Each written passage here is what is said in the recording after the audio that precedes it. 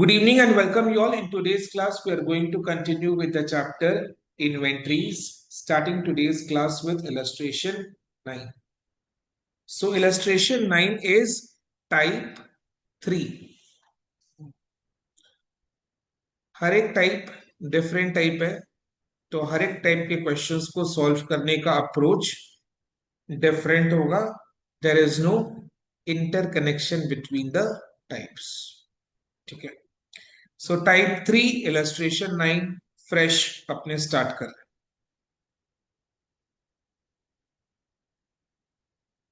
A trader prepared his accounts on 31st March each year. ठीक है. Due to some unavoidable reasons, no stock taking could be possible till 15th April 2022. यानी हुआ क्या? Trader अपना books of accounts हर साल 31st मार्च को close करता है, तो उसी दिन फाइनल अकाउंट्स प्रिपेयर करेगा, trading and profit and loss account and balance sheet. But due to some unavoidable reasons, no stock taking means counting of the stock and valuation of stock could not be possible on 31st March. यानी 31st मार्च को stock taking नहीं हो पाया, stock का counting और उसका valuation नहीं हो पाया, यानी क्लोजिंग स्टॉक कैलकुलेट नहीं कर पाए. ठीक है. आएंगे. तो फाइनल अकाउंट्स एक्चुअली 31st मार्च को प्रिपेयर होता भी नहीं. 31st मार्च को जस्ट ईयर एंड होता है, एंड उस ईयर एंड का फाइनल अकाउंट्स अप्रैल नेक्स्ट अकाउंटिंग ईयर में प्रिपेयर किया जाता है, बिकॉज पहले तो ईयर एंड होगा ना. तो ऐसा थोड़ी ना कि year is ending on 31st March, तो midnight 12 o'clock the accountant gets ready to prepare. It is not practically feasible, right? So year ends on 31st March, but final accounts is prepared in the next accounting year. Clearer? Say the month of April. So due to some unavoidable reasons, 31st March 2000, 31st March को stock taking नहीं हो पाया, यानी stock का physical counting and valuation नहीं हो पाया. तो closing stock on 31st March ascertain नहीं कर पाया. ठीक है. No stock taking could be possible till 15th April 2022. No stock taking could be possible till 15th April 2022. यानी stock taking हुआ किस दिन? On which date? 15th April 2022. यानी 15th April 2022 तक stock taking नहीं हो पाया था. हुआ कब? 15th April 2022 को stock taking हुआ. Stock taking means what? Physical counting of the stock and valuation of the stock. Okay. On which date the total cost of goods in his godown came to rupees 50,000. तो क्या समझे आपने? Year and होता है 31st मार्च को. 31st मार्च को closing stock ascertain नहीं हो पाया, तो next accounting year 15th April 2022 को स्टॉक टेकिंग हुआ एंड क्लोजिंग स्टॉक का अमाउंट हमने असर्टेन किया. So on 15th April 2022 the total cost of the goods in the godown came to rupees 50,000. यानी 15th April 2022 को जो स्टॉक इन द गोडाउन का cost came to rupees 50,000. यानी 15 अप्रैल 2022 को जब स्टॉक टेकिंग हुआ तो स्टॉक का कॉस्ट कितना आया? 50,000. बट इस 15,000 से तो हम लोग year which is ending on 31st मार्च का फाइनल अकाउंट्स तो रेडी नहीं कर पाएंगे ना। 31st मार्च का फाइनल अकाउंट्स प्रिपेयर करने के लिए we need the valuation of stock on the date of 31st March 2022। And ये जो सिचुएशन इधर है ये बहुत ही लॉजिकल, बहुत ही प्रैक्टिकल, बहुत ही live, real life situation. Because real life में भी क्या होता है, year is ending on 31st March, तो it is not practically feasible कि हम 31st मार्च के मिडनाइट को स्टॉक टेकिंग करें, करके स्टॉक का वैल्यूएशन करें। ये रियल लाइफ में भी होता नहीं है। ठीक है, तो रियल लाइफ में भी स्टॉक टेकिंग अप्रैल के मंथ में होता है, 10-15 दिन बाद, 10-15 दिन में। ठीक है ना, राइट। तो इधर में भी स्टॉक टेकिंग हुआ कब है, ऑन 15th अप्रैल 2022। एंड उस दिन स्टॉक का अमाउंट कितना आया, ₹50,000। बट इस 15,000 से तो हम लोग year which is ending on 31st मार्च का फाइनल अकाउंट्स प्रिपेयर नहीं कर पाएंगे। 31st मार्च 2022 का फाइनल अकाउंट्स प्रिपेयर करने के लिए we need the amount of closing stock on 31st March 2022। और अभी हम लोग कौन से डेट में है, 15th अप्रैल 2022। तो हमें क्या करना है, 15 दिन, 15 दिन पीछे आना है। ठीक है, ये सुनो। नेक्स्ट अपने को क्या दिया हुआ है, the following facts were established between 31st March and 15th अप्रैल 2022। तो ये जो 15 दिन बीता, ये जो 15 दिन गया, ये 15 दिन में क्या क्या हो गया है उसका डिटेल्स हमें दिया हुआ है।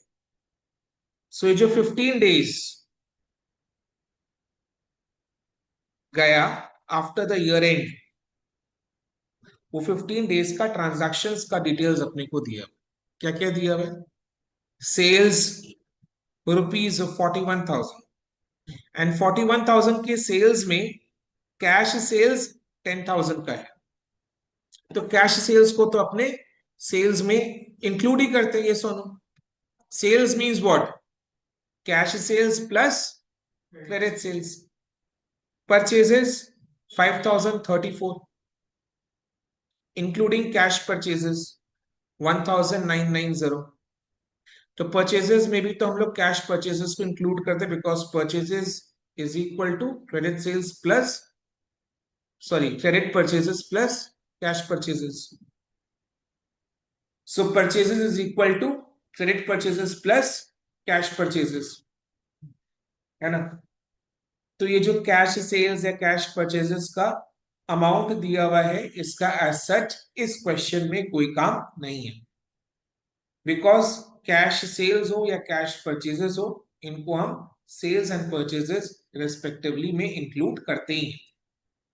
ठीक है, तो बेसिकली हमारे काम का क्या इंफॉर्मेशन है, सेल्स 41,000 का हुआ, 41,000 is cash sales plus credit sales, which is total sales 41,000. Purchases 5,034, which is credit purchases and cash purchases दोनों। सेल्स रिटर्न 1,000, सेल्स रिटर्न को आप क्या करोगे, सेल्स रिटर्न हमेशा सेल से लेस होता है, माइनस। माइनस होता है। यानी नेट सेल्स मेरा कितना निकला, 40,000। Net sales is 41,000 minus sales return 1,000 is equal to 40,000। Clear है, ठीक है।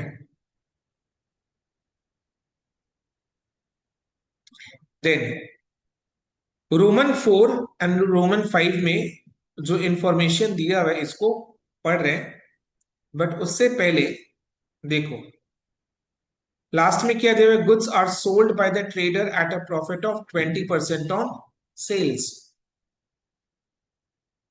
सेल्स का 20% है ग्रॉस प्रॉफिट, तो इससे मेरे को ग्रॉस प्रॉफिट का अमाउंट निकल जाएगा। Sales into profit amount, obviously ना। ठीक है, तो सेल्स का 20% करके मेरे को ग्रॉस प्रॉफिट मिल जाएगा। अब सोचो जरा, ठीक है, now think on whatever I am saying to you. हम लोग को ये जो सेल्स परचेजेस का इंफॉर्मेशन दिया हुआ है,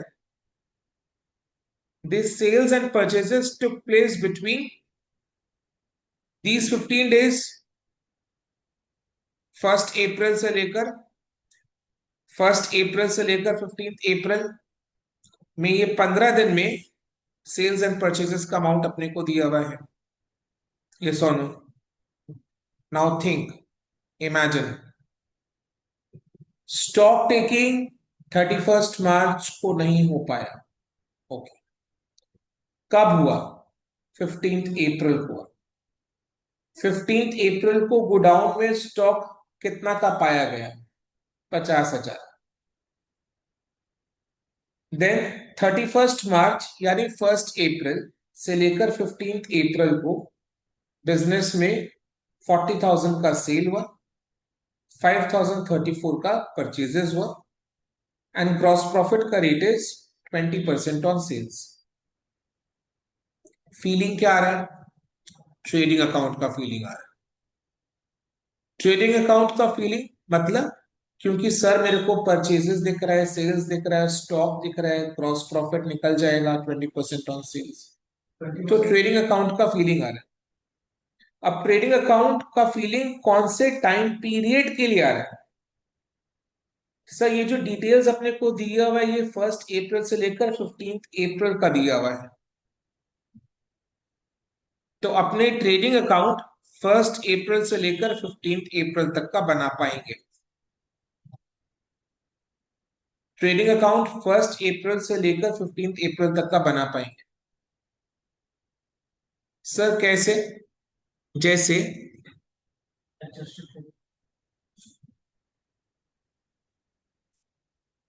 अभी एनालाइज नहीं करना है, समझना। ओके, सो ट्रेडिंग अकाउंट कब से कब तक?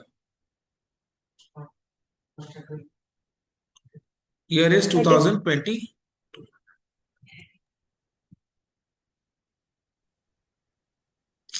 What happened?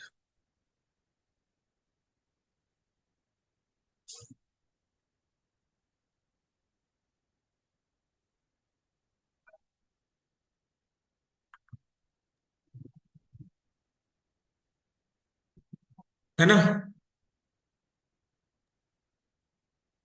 20% ऑन सेल्स, हाँ, 20% ऑन कॉस्ट, कॉस्ट नहीं लगता। ठीक है,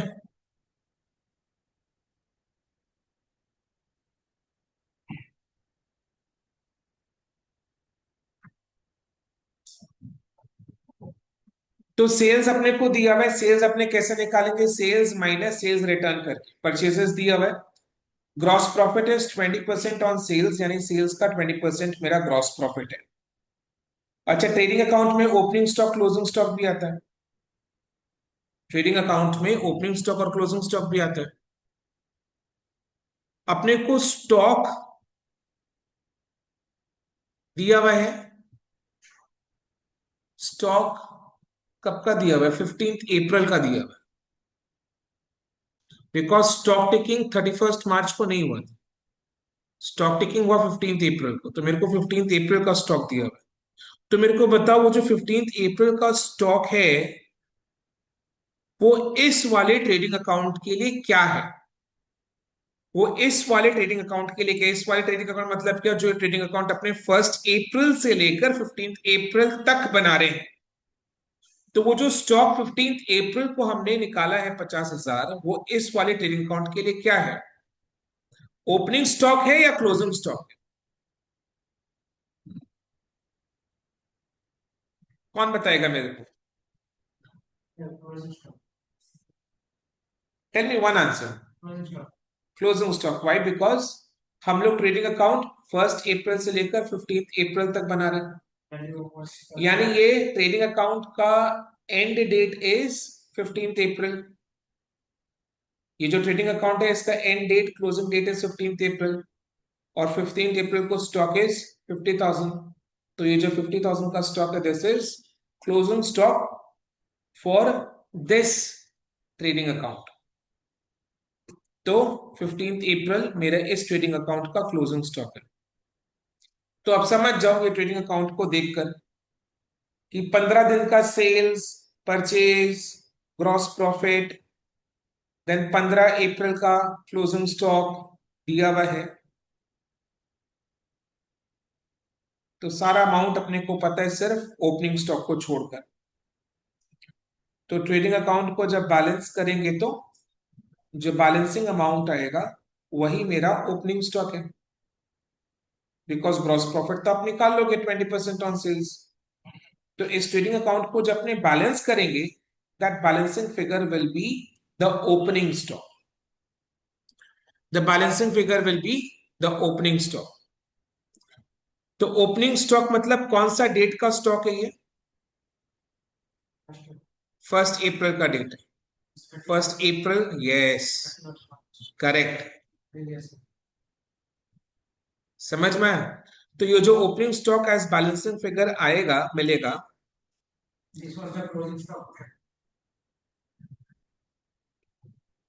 ये 1 अप्रैल 2022 का स्टॉक मिल जाएगा अपने को।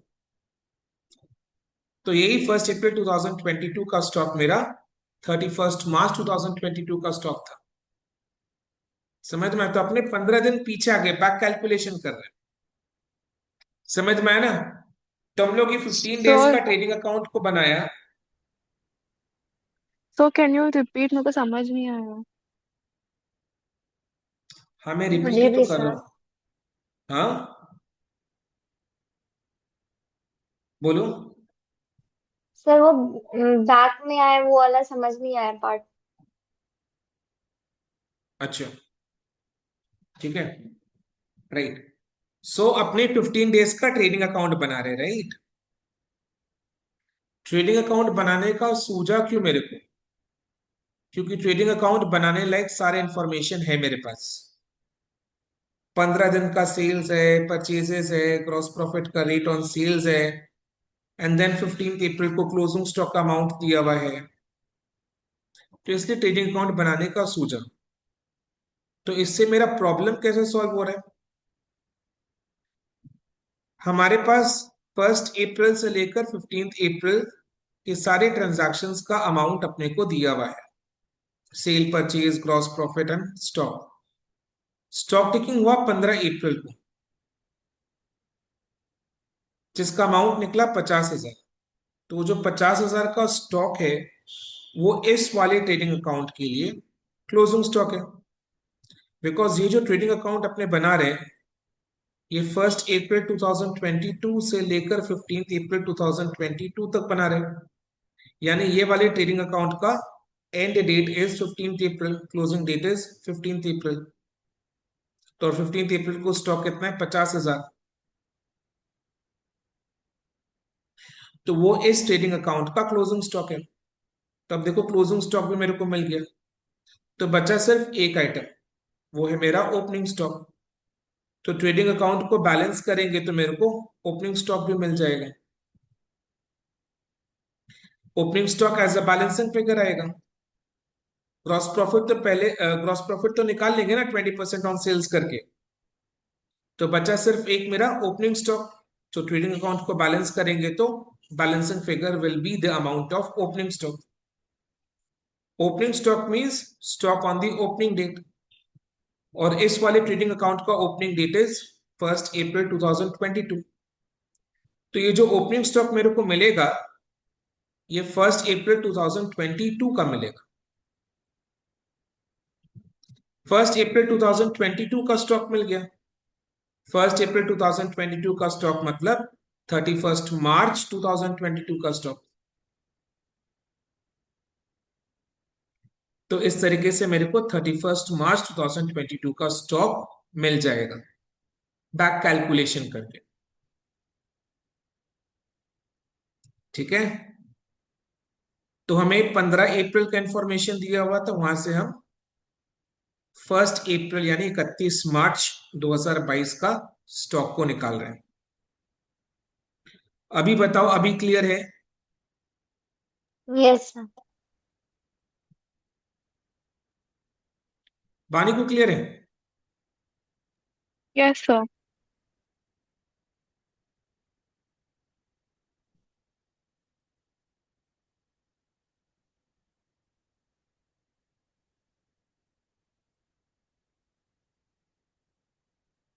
ठीक है। तो अभी इसी के साथ थोड़ा सा अपने ट्विस्ट एंड टर्न्स करते हैं, यहां तक क्लियर है? तो बेसिकली नटशेल में हमें ये 15 दिन का ट्रेडिंग अकाउंट के बारे में सोचना है। ये 15 दिन का ट्रेडिंग अकाउंट का सारा इंफॉर्मेशन है, सिवाय ओपनिंग स्टॉक को छोड़कर। तो opening stock will come as a balancing figure. This is amount of stock on 1 April 2022 यानी 31 मार्च 2022, क्योंकि एक्चुअली मैंने बताया। ठीक है। अब थोड़ा सा ट्विस्ट एंड टर्न्स कर रहे हैं।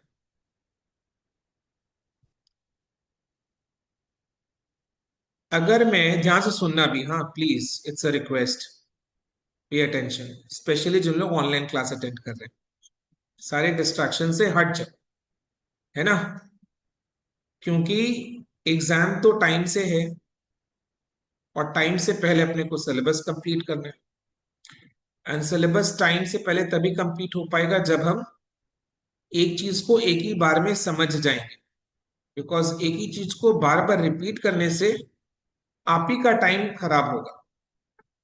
मेरा तो क्या, I am already A chartered accountant, मेरे एग्जाम सब क्लियर है, पास, मेरे को कोई टेंशन नहीं। एग्जाम आपका है तो आपको वक्त का कीमत को समझना है, क्लास में 100% अटेंशन पे करना है, सारे डिस्ट्रक्शन से हट जाओ, एंड पूरा कोशिश करना है कि एक चीज को एक ही बार में समझे। बिकॉज जब मैं समझा रहा हूं, I know what I am explaining, it's been more than a decade that I am teaching. ठीक है। तो मेरे को पता है मैं क्या समझा रहा हूँ, कैसे समझा रहा हूँ। तो एक ही बार में समझोने का पूरा कोशिश करो, राइट? रिपीट करने से आप ही का टाइम यस सर। निकलेगा। Make sure that your first attempt is the final attempt. ठीक है। तो क्रेडिट साइड में सेल्स एंड क्लास को टाइम से ज्वाइन किया करो। ठीक है, क्रेडिट साइड में सेल्स है, ठीक है। डेबिट साइड में सेल्स के ऊपर ग्रॉस प्रॉफिट है, सेल्स के ऊपर ग्रॉस प्रॉफिट डेबिट साइड में है। तो अगर मैं इस ग्रॉस प्रॉफिट को इधर से हटाकर क्रेडिट साइड में सेल्स से माइनस कर दूं, तो मेरा result will be the same mathematically. जी ग्रॉस सर। प्रॉफिट सेल्स के ऑपोजिट साइड डेबिट साइड में है। तो डेबिट साइड में से ग्रॉस प्रॉफिट का अमाउंट को इरेज करके अगर मैं क्रेडिट साइड में सेल्स के नीचे लेस करके दिखा दो, तो मेरा effect will be the same, effect will be the same. तो सेल्स में से अगर अपने ग्रॉस प्रॉफिट माइनस कर दे इधर में, so what do I get? Cost of goods sold, है ना? यस और नो? सेल्स में से अगर मैं जीपी को यस माइनस सर। करूं तो I get cost of goods sold. तो मेरे को कॉस्ट ऑफ गुड्स सोल्ड मिल गया। ठीक है। तो अब देखो, टाइप 3 के क्वेश्चन को अप्रोच करने का स्टाइल समझो। अब देखो, क्रेडिट साइड में मेरा क्लोजिंग स्टॉक है और सीओजीएस है। सीओजीएस हमने कैसे निकाला? सेल्स माइनस ग्रॉस प्रॉफिट को करके। ग्रॉस प्रॉफिट मेरे ऑपोजिट साइड डेबिट साइड में पड़ा हुआ था, तो उसको वहां से हटाकर मैंने क्रेडिट साइड में रखा है। बट क्योंकि वो ऑपोजिट साइड में था, तो उसको माइनस करके रखा है। क्रेडिट साइड में जब रखा तो माइनस करके रखा, बिकॉज वो पहले डेबिट साइड में था। तो डेबिट साइड में से हटाकर जब अपने क्रेडिट साइड में रख रहे, ऑपोजिट साइड में रख रहे, तो साइन को चेंज कर दिया, माइनस कर दिया। तो सेल्स माइनस ग्रॉस प्रॉफिट आ गया। सेल्स माइनस ग्रॉस प्रॉफिट मेरा सीओजीएस है। तो अब हम ट्रेडिंग अकाउंट के क्रेडिट साइड में क्या देख पा रहे हैं?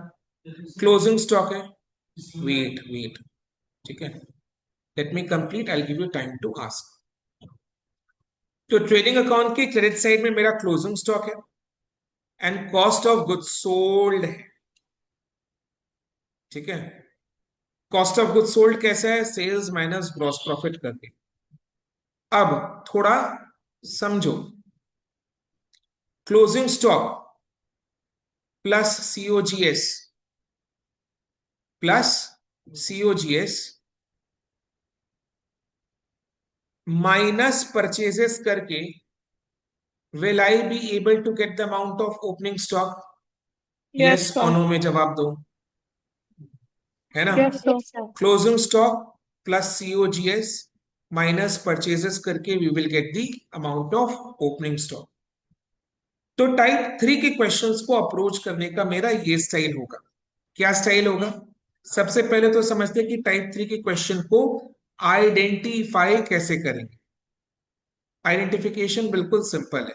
टाइप 3 का क्वेश्चन मेरा कैसा क्वेश्चन होगा कि ईयर के एंड में स्टॉक टेकिंग नहीं हो पाया। स्टॉक टेकिंग हुआ कब? 10-15 दिन बाद। एंड वो 10-15 दिन में जो भी ट्रांजैक्शन हुआ परचेज सेल, उसका सारा डिटेल्स मेरे को दिया हुआ रहेगा। तो ये मेरा होगा टाइप 3 का क्वेश्चन। एंड टाइप 3 के क्वेश्चन को सॉल्व करने का अप्रोच क्या होगा? Closing stock. क्लोजिंग स्टॉक मतलब जिस दिन स्टॉक टेकिंग हुआ उस दिन का स्टॉक। 15 अप्रैल को स्टॉक टेकिंग हुआ यानी 15 अप्रैल का स्टॉक। तो क्लोजिंग स्टॉक यानी स्टॉक जिस दिन स्टॉक टेकिंग हुआ उस दिन का स्टॉक, 15 अप्रैल का स्टॉक। उसमें ऐड करेंगे सीओजीएस, जो ये 15 दिन में सेल हुआ था उसका सीओजीएस को ऐड करेंगे। ऐड करके जो अमाउंट आएगा उसमें से लेस करेंगे ये 15 दिन का परचेजेस। परचेजेस को लेस करने से we will get the opening stock of these 15 days. तो ओपनिंग स्टॉक मतलब 1 अप्रैल का स्टॉक, एंड 1 अप्रैल का स्टॉक यानी 31 मार्च का स्टॉक। तो ये मेरा टाइप 3 के क्वेश्चंस को सॉल्व करने का अप्रोच है। Now you ask me, clear है अभी? सो मैं टाइम दूंगा पूछने के लिए, क्योंकि क्या होता है ना कि आई नो कि मेरा फ्लो ऑफ एक्सप्रेशन कैसा होगा, तो उसी में आपको बहुत कुछ आंसर मिल जाएगा। तो एंड में शायद ही आपके पास कोई क्वेश्चन बचेगा पूछने के लिए, राइट। तो first listen, a good listener is a good listener is an excellent learner. So we are here to learn and become excellent learners. For that we need to be a good listener first. Okay, so listen to me 100% attention देकर, and then पूरा complete जब हो जाएगा then you ask your doubt. तो आप देखोगे कि आपका कोई डाउट बचा ही नहीं। बचेगा भी तो एक आध बचेगा जो मैं आंसर कर दूं, ठीक है। तो माइंडसेट में क्या बना अपना, क्या प्रोग्रामिंग किए टाइप 3 का क्वेश्चन में?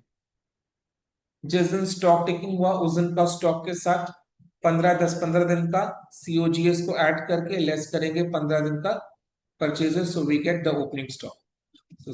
तो closing stock plus COGS minus purchases is equal to opening stock. Okay, अलग अलग टाइप के क्वेश्चंस है, अलग अलग टाइप है, तो इसको सॉल्व करने का अप्रोच भी डिफरेंट फ्रॉम दी अदर होगा। तो इंटरकनेक्ट करने का कोशिश करना आपके लिए सही नहीं होगा, आप पूरे चैप्टर का फिर मजा किरकिरा कर दोगे, ठीक है।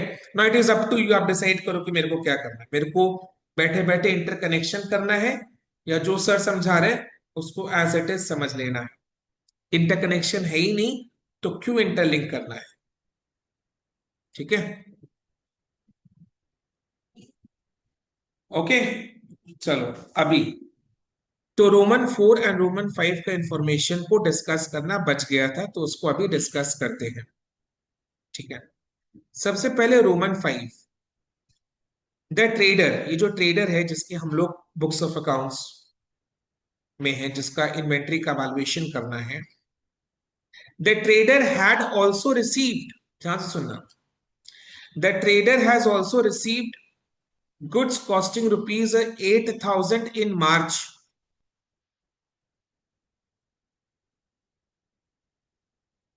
for sale on consignment basis. Now what is consignment basis? पहले क्या होता था, सीए फाउंडेशन का ओल्ड सिलेबस में कंसाइनमेंट अकाउंटिंग का एक सेपरेट चैप्टर होता था, तो अभी वो सीए फाउंडेशन के सिलेबस से हट गया है, बट सीएमए के फाउंडेशन में है। करेक्ट, सीए इंटर में भी नहीं है, वो सीए के पूरे करिकुलम में से हट चुका है, सीएमए फाउंडेशन में है, एंड बीकॉम के सेमेस्टर 4 फाइनेंशियल अकाउंटिंग 2 में है। कंसाइनमेंट होता क्या है? कंसाइनमेंट मतलब बेसिकली एजेंसी बेसिस में गुड्स को बेचना। तो ये जो ट्रेडर है, ये दूसरे लोगों का भी गुड्स बेचता है, दूसरे ट्रेडर्स का भी गुड्स बेचता है on consignment basis, means on agent basis. So it he is acting as an agent, यानी ये दूसरों के बिहाफ में भी गुड्स को बेचता है। तो दूसरे ट्रेडर का गुड्स इसने 8,000 का रिसीव किया था, ठीक है, दूसरे ट्रेडर का है, इसका अपना गुड्स नहीं है, ये दूसरे ट्रेडर का है, ठीक है। तो trader has also received goods costing rupees 8,000, दूसरे ट्रेडर से रिसीव हुए फॉर सेल, बेचने के लिए। दूसरा ट्रेडर ने अपने ट्रेडर को, अपने इस ट्रेडर को 8,000 का गुड्स दिया है बेचने के लिए, for sale on consignment basis, means agents basis में, ठीक है। 20% of the goods had been sold by 31st March, यानी 31st मार्च तक 20% of the goods had been sold by 31st March, and another 50% by 15th April. तो in total 15th April तक focus on answering my questions correctly rather than doing all the analytical part. So 15th April तक, because वो काम आएगा exam में, मेरा बात सुनो, I am like a big brother, है ना। 15th April तक what percent of the goods has been sold out?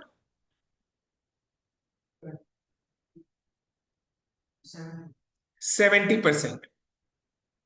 31st March तक 20% of the goods were sold out, and another 50% was sold out by 15th April. यानी 15 अप्रैल तक consignment वाला goods 70% जितना sold out हो चुका है, तो बचा कितना? 30%। 30%। 30% बचा, यानी अभी ट्रेडर के पास ये वाला गुड्स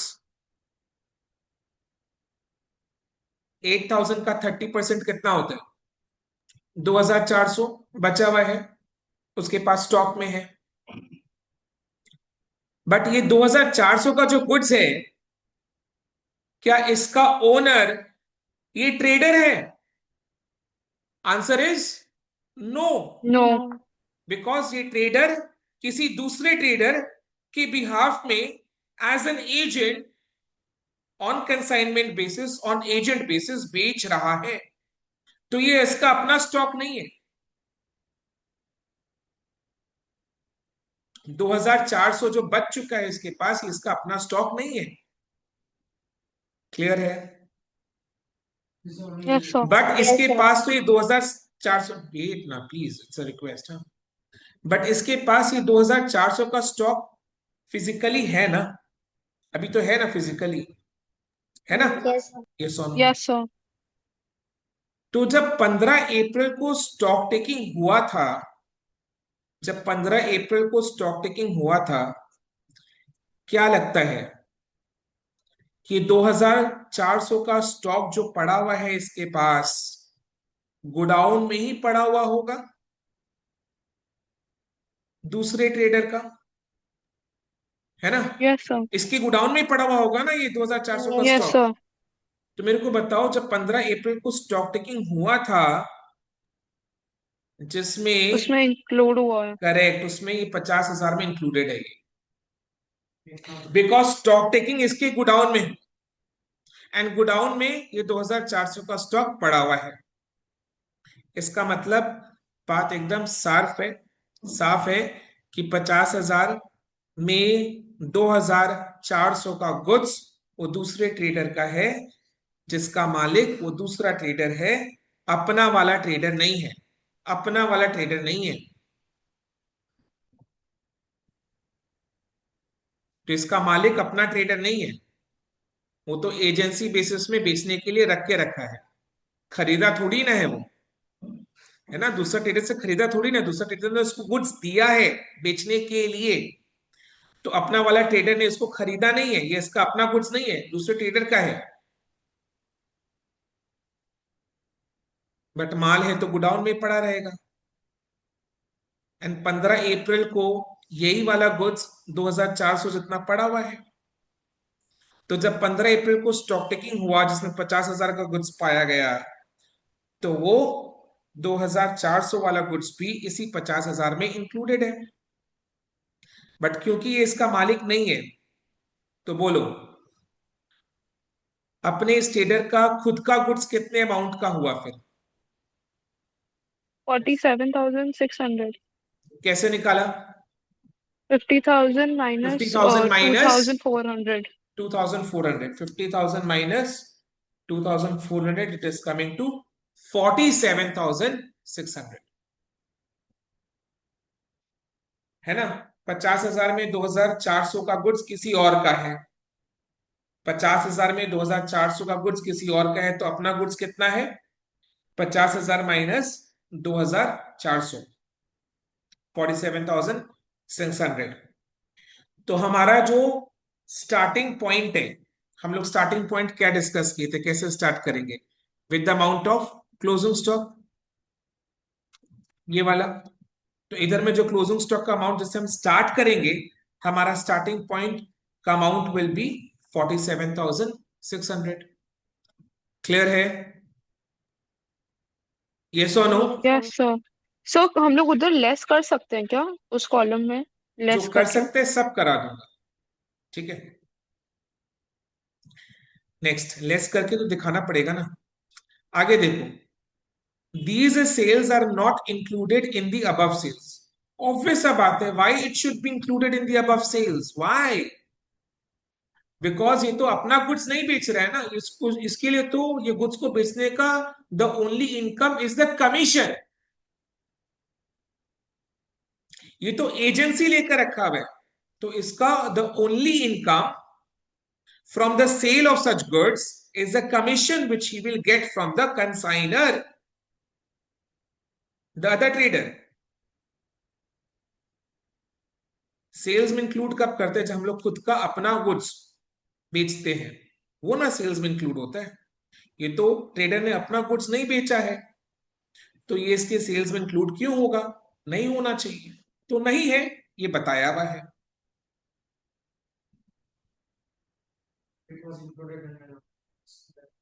करेक्ट, ठीक है, समझ में आया? Yes sir. Yes sir. तो रोमन 5 का एडजस्टमेंट क्या है? रोमन 5 का एडजस्टमेंट इज कि हम लोग क्लोजिंग स्टॉक में से 2,400 को माइनस कर देंगे, दैट इज इट। ठीक है, लॉजिकली अंडरस्टूड। हाँ, do you tell me, tell me. ये जो इंफॉर्मेशन है ये जस्ट मतलब झूठ मूठ का दिया हुआ है basically. Then same as this, correct.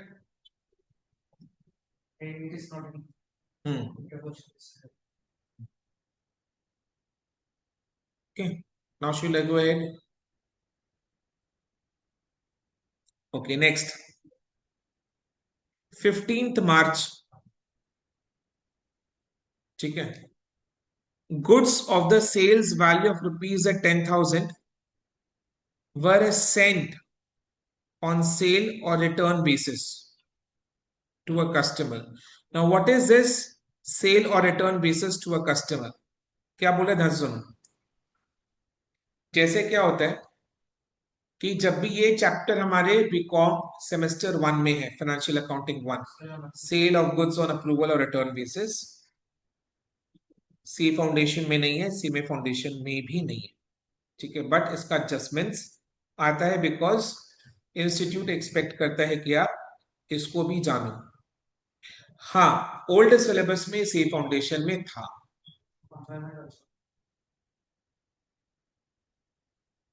Repeating the same thing, I told you ना, कंसाइनमेंट वाज आल्सो देयर, ठीक है।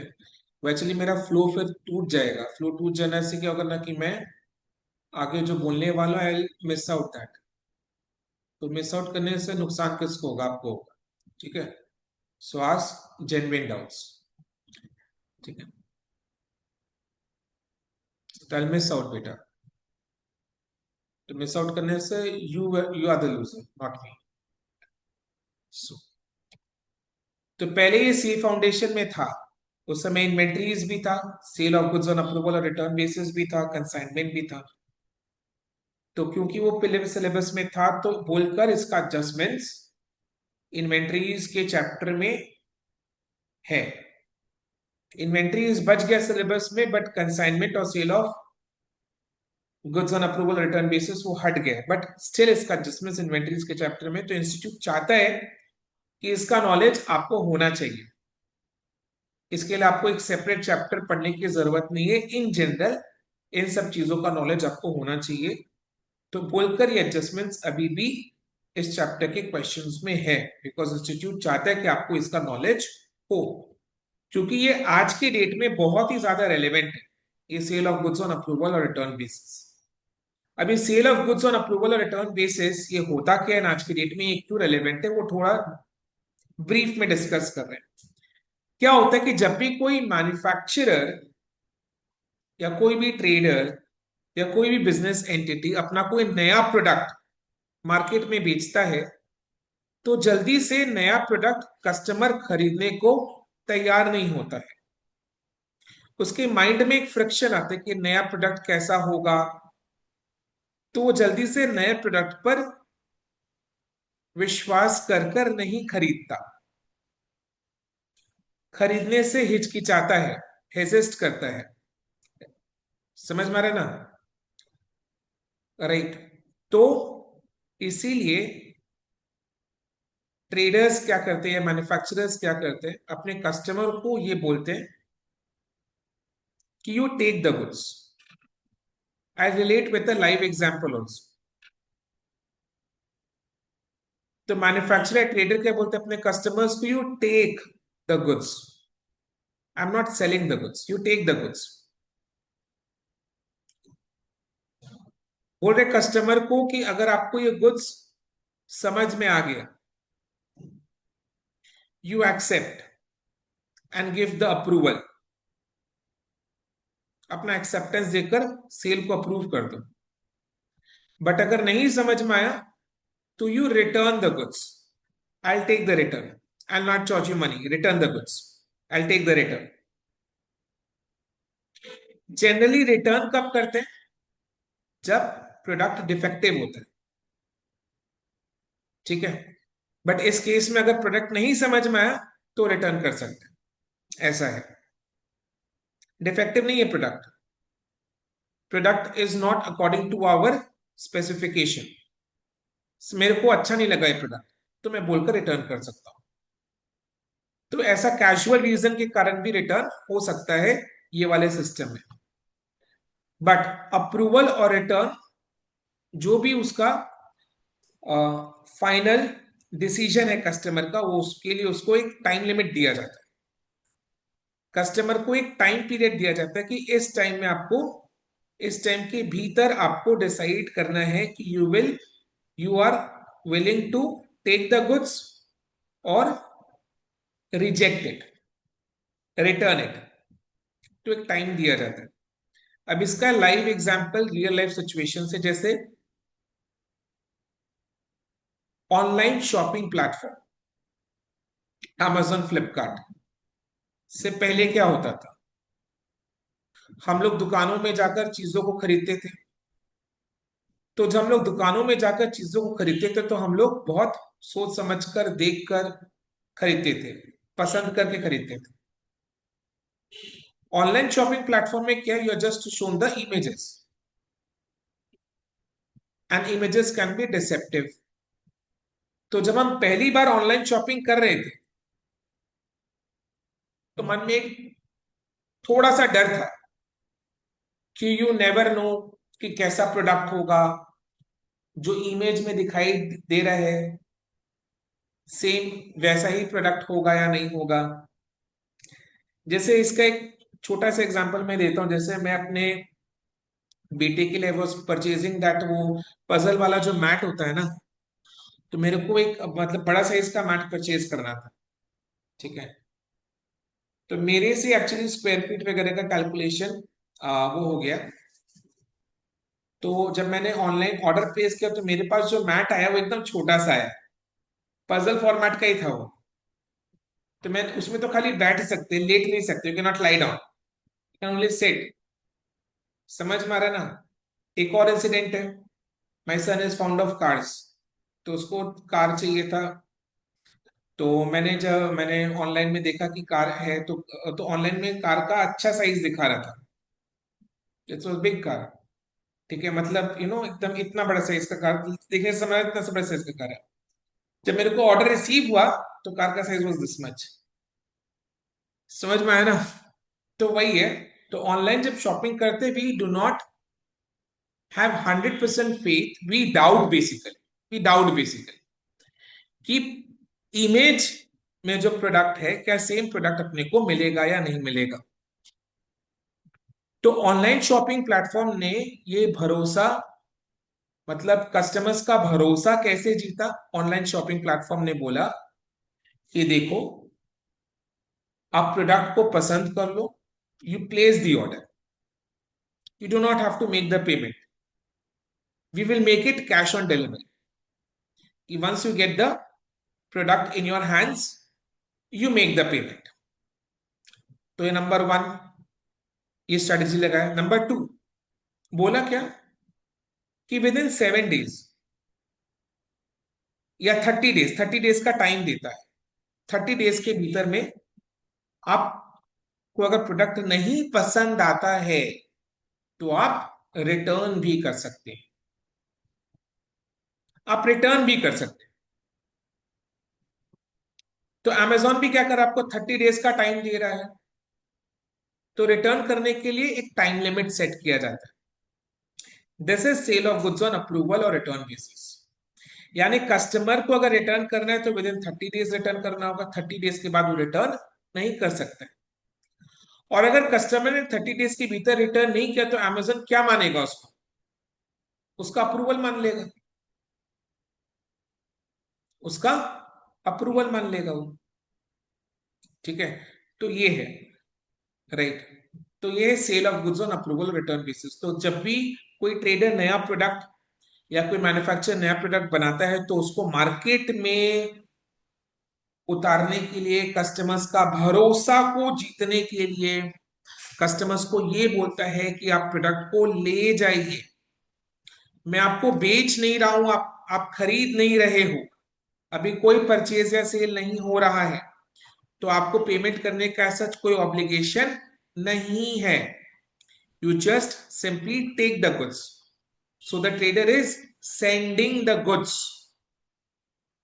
ऑन अप्रूवल और रिटर्न बेसिस, और कस्टमर्स को टाइम दिया जाता है कि within so much period of time you take the decision whether to accept, that is approve, or reject and return the goods, ठीक है।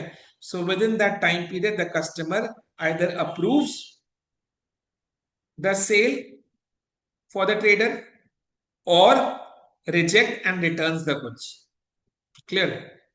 अब ध्यान से सुनो, इसका काउंटिंग कैसे होता है, इसका काउंटिंग कैसे होता है, ध्यान से सुनो। when the goods when the trader is sending, भेज रहा है गुड्स को ऑन सेल, ऑन अप्रूवल और रिटर्न बेसिस, जब ट्रेडर गुड्स को भेज रहा है ऑन अप्रूवल और रिटर्न बेसिस, तो भेजते टाइम वो खाली भेज रहा है, सेल नहीं कर रहा है, खाली गुड्स को भेज रहा है, sending not selling, sending the goods on approval return basis. तो उसी टाइम वो उसको एज अ सेल रिकॉर्ड कर लेता है। ये सिस्टम है of accounting for sale of goods on approval और रिटर्न बेसिस। तो ये सिस्टम क्या बोलता है कि जैसे ही ट्रेडर गुड्स को भेजा है ऑन अप्रूवल और रिटर्न बेसिस, तो उसको एज अ सेल रिकॉर्ड करेगा। जबकि रियलिटी क्या है कि सेल हुआ नहीं है, मान नहीं सकते जब तक कि अप्रूवल नहीं आ जाता या टाइम लिमिट एक्सपायर नहीं हो जाता। ठीक है, बट फिर भी गुड्स को भेजते टाइम सेल रिकॉर्ड कर लेना है। ठीक है, सो टाइम लिमिट देता है, गुड्स को भेज दिया, सेल रिकॉर्ड कर लिया, टाइम दिया। जैसे इधर में 15 मार्च को गुड्स भेजा था, तो एज अ सेल रिकॉर्ड कर लिया होगा 15 मार्च में ही।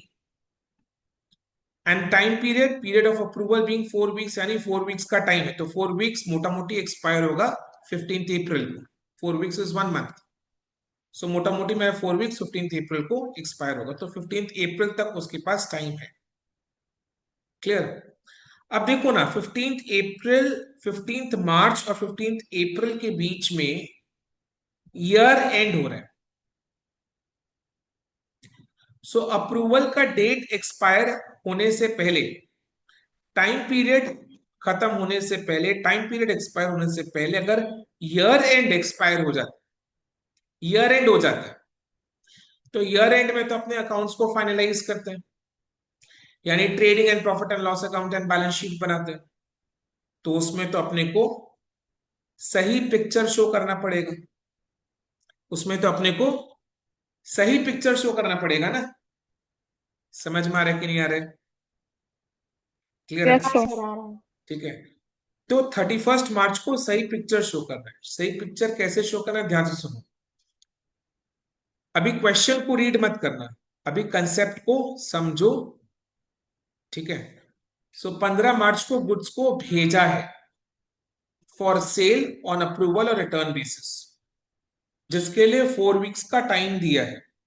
तो मेरा 4 वीक्स खत्म होगा 15 अप्रैल के आसपास, 15 अप्रैल, और इसी बीच ईयर एंड हो जाता है 31 मार्च को। 31 मार्च को जब ईयर एंड होता है, तो ट्रेडर का काम है चेक करना कि जो गुड्स उसने अप्रूवल और रिटर्न बेसिस में भेजा था, क्या उसका अप्रूवल आ चुका है, रिटर्न आ चुका है, या approval is still pending. Approval is still pending, approval is still pending, यानी अप्रूवल अभी तक आया नहीं है, रिटर्न भी नहीं हुआ, अप्रूवल भी नहीं है, क्योंकि टाइम पीरियड अभी तक एक्सपायर नहीं हुआ है। तो टाइम पीरियड जब तक एक्सपायर नहीं हो जाता, कस्टमर के पास टाइम रहता है टू सेंड हिज अप्रूवल और return the goods. So year के एंड में ट्रेडर चेक करता है कि अप्रूवल पेंडिंग है क्या। अप्रूवल पेंडिंग कब होता है? जब टाइम पीरियड पेंडिंग है, बाकी है। तो जब अप्रूवल पेंडिंग है, ठीक है, अप्रूवल पेंडिंग मतलब सेल अप्रूव नहीं हुआ है, टाइम है उसके लिए, अभी तक टाइम भी खत्म नहीं हुआ, बट ईयर एंड में पोजीशन क्या है? ईयर एंड में what is the position? Approval is pending. Position as on 31 March is that approval is still pending. Question को रीड मत करना, अप्रूवल इज स्टिल पेंडिंग, यानी सेल अप्रूव नहीं हुआ। तो सेल अगर अप्रूव नहीं हुआ है,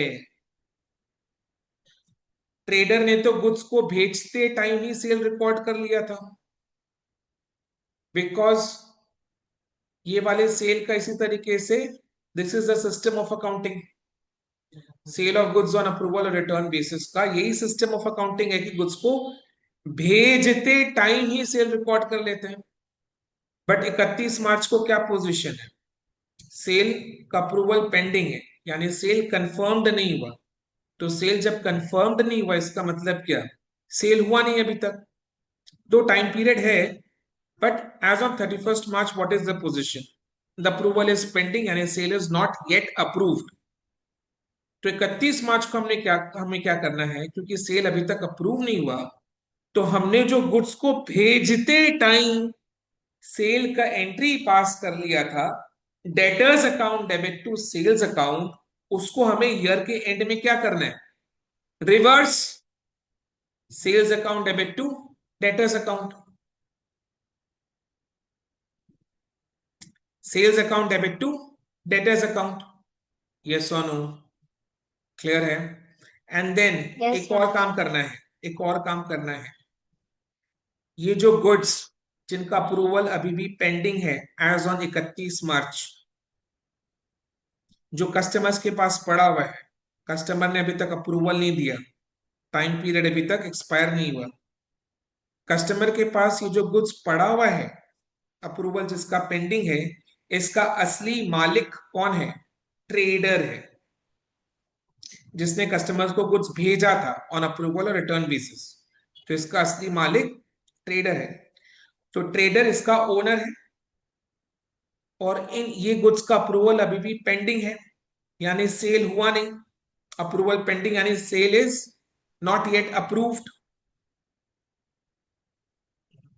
तो जो गुड्स का सेल अभी हुआ नहीं है उसको हम अनसोल्ड गुड्स बोलते हैं, अनसोल्ड गुड्स बोलते हैं। अनसोल्ड गुड्स मतलब सिंपल भाषा में closing stock. Unsold goods in the year and is called closing stock. तो जो गुड्स कस्टमर के पास पड़े हुए जिनका अप्रूवल इज पेंडिंग, तो उनको हम अनसोल्ड गुड्स यानी क्लोजिंग स्टॉक बोलते हैं। तो ये जो गुड्स अप्रूवल पेंडिंग है, ये क्लोजिंग स्टॉक की तरह ट्रीट होगा, ये क्लोजिंग स्टॉक की तरह ट्रीट होगा। क्लोजिंग स्टॉक कहां पर आता है, ट्रेडिंग अकाउंट के क्रेडिट साइड में। ट्रेडिंग अकाउंट की क्रेडिट साइड में आने का मतलब क्या है, इसके लिए क्या एंट्री पास हुआ, closing stock account debit to trading account. तो हम जो गुड्स कस्टमर के पास पड़ा हुआ है, अप्रूवल इज पेंडिंग, उसको एज क्लोजिंग स्टॉक ट्रीट करेंगे, एंड क्या एंट्री पास करेंगे, closing stock account debit to trading account. But closing stock की जगह हम लोग नाम लिखेंगे, inventory is lying with customers account debit to trading account. Inventory is lying with customers account debit to trading account. नाम को change कर दिया क्योंकि इससे ये पहचाना जा सकता है कि कितना गुड्स कस्टमर के पास पड़ा हुआ है जिसका अप्रूवल पेंडिंग है। तो वो पहचानने के लिए नाम को अलग कर दिया है, क्लोजिंग स्टॉक की जगह नाम को लिखा है inventory is lying with customers account debit to trading account. Clear है, समझ में आया? Yes sir. ठीक है, तो एक बार सुनो। तो जब भी कोई ट्रेडर नया प्रोडक्ट को मार्केट में उतारता है तो कस्टमर्स को थोड़ा कम विश्वास होता है। तो कस्टमर्स का विश्वास जीतने के लिए वो ट्रेडर कस्टमर को गुड्स भेजता है कि ले जा, गुड्स को ले। समझ में आया? तो रख लेना, अप्रूवल दे देना या फिर रिटर्न कर देना, इसके लिए टाइम देता है। This is called sale of goods on approval और रिटर्न बेसिस। अब इसका अकाउंटिंग का सिस्टम क्या है कि जब ट्रेडर गुड्स को भेजता है तो उसी टाइम सेल का एंट्री पास कर देता है, debtors account debit to sales account. Then अगर अप्रूवल आ गया, अगर अप्रूवल आ गया यानी सेल कंफर्म, अगर अप्रूवल आ गया यानी सेल इज कंफर्म, तब तो अलग से कोई एंट्री पास करने का जरूरत नहीं है, क्योंकि ऑलरेडी गुड्स को भेजते टाइम ही सेल का एंट्री रिकॉर्ड कर लिया था। यस और नो? जब अप्रूवल आ जाता है, से 15 मार्च को गुड्स भेजा एंड 16 मार्च को कुछ एक गुड्स का अप्रूवल आ गया, तो फिर आपको सेल का एंट्री 16 मार्च को पास करने का जरूरत नहीं, बिकॉज 15 मार्च को ही आपने गुड्स को भेजते टाइम सेल का एंट्री पास कर लिया था। तो दोबारा से सेल का एंट्री पास करने का जरूरत नहीं है when the approval is received. But अगर रिटर्न हो जाता है तो सेल का एंट्री जो पहले पास किया था उसको रिवर्स कर देंगे, entry will be sales account debit to debtors account. Then अगर मेन काम ईयर के एंड में, ईयर के एंड में ट्रेडर को चेक करना है कि कितने गुड्स का अप्रूवल इज पेंडिंग, और टाइम पीरियड अभी तक एक्सपायर नहीं हुआ है। ऑब्वियस सी बात है, बिकॉज अगर टाइम पीरियड एक्सपायर हो जाता है, रिटर्न नहीं हुआ, तो मतलब it is unapproved sale. तो जिनका टाइम पीरियड एक्सपायर नहीं हुआ है, approval is pending. Time period expire होने से क्या होता है, टाइम पीरियड अगर एक्सपायर हो गया, रिटर्न नहीं हुआ, इसका मतलब क्या, इट इज अप्रूव्ड। 30 डेज के बाद आप थोड़ी ना अमेजन को गुड्स रिटर्न कर सकते हैं। अमेजन क्या करेगा, उसको फिर अप्रूव्ड सेल मान लेगा। तो ईयर के एंड में ट्रेडर का काम है चेक करना कि कितने गुड्स का approval is pending and time period expire नहीं हुआ। तो उसके लिए ट्रेडर दो एंट्रीज पास करेगा। दो एंट्रीज क्या पास करेगा, क्योंकि इस अप्रूवल पेंडिंग है, सेल अभी तक कंफर्म नहीं हुआ है, तो पहले जो सेल का एंट्री पास किया था गुड्स को भेजते टाइम, उसको रिवर्स कर देगा। Entry will be sales account debit to debtors account. And ये जो गुड्स है कस्टमर के पास पड़ा हुआ, इसका मालिक ट्रेडर है, तो ये ट्रेडर के लिए अनसोल्ड गुड्स है, लाइन विद कस्टमर्स, तो इसको बिल्कुल क्लोजिंग स्टॉक की तरह ट्रीट करेगा। तो एंट्री पास होगा, inventory is lying with customers account debit to trading account. And ये जो inventory is lying with customers account debit to trading account है, ये किस अमाउंट पर रिकॉर्ड होगा, कॉस्ट प्राइस पर, because inventories are valued at cost और NRV whichever is lower, तो कॉस्ट प्राइस पर ये रिकॉर्ड हो जाएगा। क्लियर है, ये पूरा सिस्टम समझ में आया, किसी को डाउट है? No sir. No sir. ठीक है, अब क्वेश्चन को पढ़ते हैं। On 15th March, goods of the sales value rupees 10,000 were sent on sale or return basis to a customer. 15 मार्च को जब गुड्स को भेजा था, तो उसी समय सेल का एंट्री पास हो गया था, debtors account debit to sales account 10,000। सही है। The period of approval being 4 weeks, यानी 15 अप्रैल को टाइम पीरियड एक्सपायर होगा। He returned 40% of the goods on 10th April. 10th अप्रैल को 40% ऑफ द गुड्स रिटर्न हो चुका है, यानी 10,000 का 40% 4,000। यस और नो? 4,000 का यस। गुड्स रिटर्न हो चुका है। Approving the rest, rest means the remaining 60%। 60% of 10,000 is 6,000। Correct. So approving the rest means 60%। 10,000 का 60% इज रुपीज 6,000, यानी 60,000 का सेल कंफर्म हो चुका है। 60,000 का सेल कंफर्म हो चुका है। यस और नो? Yes sir. क्लियर है। बट 10 अप्रैल से पहले 10 अप्रैल से पहले क्या हुआ था पता है? 10 अप्रैल से पहले 31 मार्च आ गया था।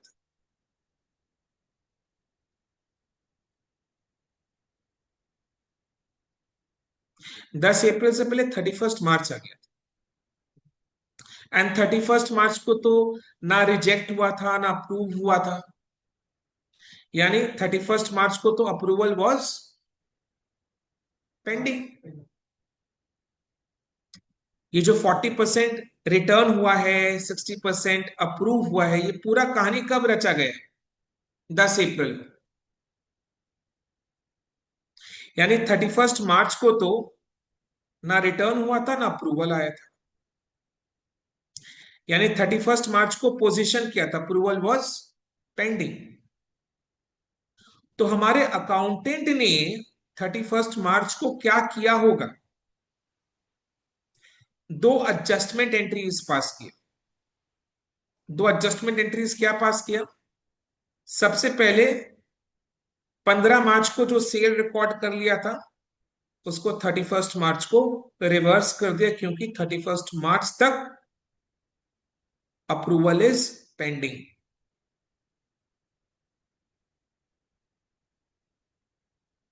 तो 15 मार्च को जो सेल का एंट्री पास किया था, debtors account debit to sales, उसको 31 मार्च को क्या किया होगा? Reverse. Entry is sales account debit to debtors, यानी सेल रिवर्स हो चुका है। 31 मार्च को सेल रिवर्स हो चुका है, यस और नो? क्योंकि 31 मार्च को अप्रूवल पेंडिंग था। रिटर्न और अप्रूवल जो भी हुआ है वो अप्रैल में हुआ है। 31 मार्च को ना रिटर्न हुआ था ना अप्रूवल हुआ था, तो अप्रूवल वॉज पेंडिंग। अब क्योंकि अप्रूवल वॉज पेंडिंग, सेल का एंट्री को रिवर्स कर देंगे। 15 मार्च को जब गुड्स को भेजा था तो सेल का एंट्री पास कर दिए थे, debtors account debit to sales 10,000 10,000। 31 मार्च को पोजीशन की अप्रूवल इज पेंडिंग, तो पहले जो सेल का एंट्री पास हुआ था उसको रिवर्स कर देंगे। Sales account debit to debtors account 10,000 10,000, and साथ में इसको inventory is lying with customers account debit to trading account भी कर देंगे। क्लियर? वेट, क्लियर है? तो ध्यान से समझो, है ना। अब अप्रैल को, कब, कौन से डेट में, 10 अप्रैल को, जब 40% ऑफ द गुड्स वो रिजेक्ट कर रहा है, रिटर्न कर रहा है, तो ये रिटर्न का एंट्री कुछ होगा या नहीं होगा? यस अगर सर। आप, होगा या नहीं होगा? होगा सर। कैसे रिटर्न का एंट्री होगा, डिस्कस करते हैं। अपर्णा आप बताओ, 15 मार्च को क्या एंट्री पास हुआ था? सर 15 मार्च को सेल का एंट्री पास हुआ था। एंट्री बताओ। Debtor account debit to sales. Debtors account debit to sales. Then next date is 31 March. 10 अप्रैल और 15 मार्च के बीच में 31 मार्च आ गया, तो 31 मार्च को क्या पोजीशन है? अप्रूवल आ चुका है या अप्रूवल इज पेंडिंग? पेंडिंग है। Approval is pending. तो when the approval is pending in the year end date, यानी सेल कंफर्म नहीं हुआ, तो आप पहले क्या एंट्री पास करती हैं? सर रिटर्न सेल्स रिटर्न का एंट्री पास होगा, मतलब रिवर्स एंट्री एंट्री बताओ। पास। एंट्री तो मैंने इतना बार बोला बेटा, अभी तो आपको रिपीट ही करना है, आप नहीं कैच कर सेल्स पाई? Account debit to debtor. हाँ तो बोलो ना, फटाफट बोलो, क्यों इतना घुमा फिरा रही है? ठीक है ना, क्या एंट्री पास होगा बोलो फिर से। Sales to debtor. हाँ, sales account debit to debtors. Crisp and clear में आंसर करो, शॉर्ट में, है ना, क्लास है। फ्रेंड लोग से थोड़ी ना बात करें जो घुमा फिरा कर बात करेंगे। Sales account debit to debtors account, तो सेल रिवर्स हो चुका है, यस और no? Yes sir. Yes sir. यानी अभी बुक्स में सेल रिकॉर्ड हुआ है या नहीं? रिवर्स नहीं करने सर। के बाद सेल रिकॉर्ड किया हुआ है या नहीं? तो सेल रिकॉर्डेड तो है, मतलब रिटर्न कर दे, बट रिवर्स का एंट्री के बाद क्या सेल्स रिवर्स कर दिया ना आपने, यस सर। तो तो सेल्स की कैंसिल एंट्री आउट जो हो गया। कैंसिल हो गया, कैंसिल हो गया ना। क्या हो गया बानी, फिर से बोले बेटा। तो कैंसिल आउट हो गया। कैंसिल आउट हो गया। अभी 10 अप्रैल को क्या हो रहा है? 40% ऑफ द गुड्स रिटर्न हो रहा है, और आपने 31 मार्च को सेल्स का एंट्री को कैंसिल कर दिया था, रिवर्स कर दिया। तो बताओ 10 अप्रैल को जब यही गुड्स रिटर्न हो रहा है, क्या करना चाहिए आपको? एंट्री पास करना चाहिए, तो क्या एंट्री पास करना चाहिए या तो नहीं करना चाहिए एंट्री पास? सर अपर्णा नहीं टेल मी। करना होगा ना, क्योंकि नहीं करना, ऑलरेडी एक एंट्री पास हो चुका था पास्ट में। ऑलरेडी सेल का एंट्री रिवर्स करके कैंसिल कर दिए थे, तो 10 अप्रैल को जब वो गुड्स रिटर्न हो रहा है, तो ऑलरेडी सेल्स का एंट्री 31 मार्च को ही रिवर्स हो चुका था। तो अभी जब 10 अप्रैल को ये गुड्स रिटर्न हो रहा है, इसका कोई एंट्री पास नहीं होगा। ये कंफर्म करो सब कोई, यस और नो में? Yes sir. Yes sir. Correct. Then next क्या बोल रहा है, अप्रूविंग द रेस्ट। रेस्ट का अमाउंट बताओ, अप्रूविंग द सिक्स रेस्ट बोलो। थाउजेंड 6,000, यानी 6,000 का सेल अप्रूव हो चुके हैं। तो 6,000 का जो सेल अप्रूव हुआ है, इसके लिए आप क्या करोगे? 60,000 का जो सेल अप्रूव हुआ है, आपने तो 31 मार्च को पूरा सेल को रिवर्स कर दिया था। तो सर 60,000 क्या? के लिए वापस एंट्री पास करेंगे ना? करेक्ट, तो 6,000 का सेल का एंट्री पास होगा, बिकॉज 31 मार्च को तो हमने पूरा सेल को रिवर्स करके कैंसिल कर दिया था।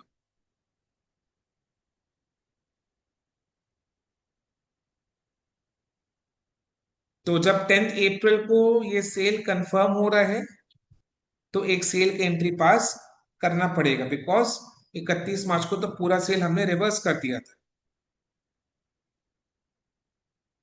तो 10 अप्रैल को जब ये सेल अप्रूव हो रहा है, तो एक सेल का एंट्री पास होगा। क्या एंट्री पास होगा बोलो? Debtors account debit debtor to to sales sale account. कितना अमाउंट का? 6,000। 6,000। यानी सेल्स को क्रेडिट करना है। Yes sir. Yes sir. ठीक है,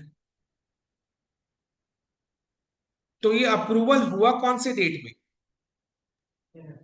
16 10th। April.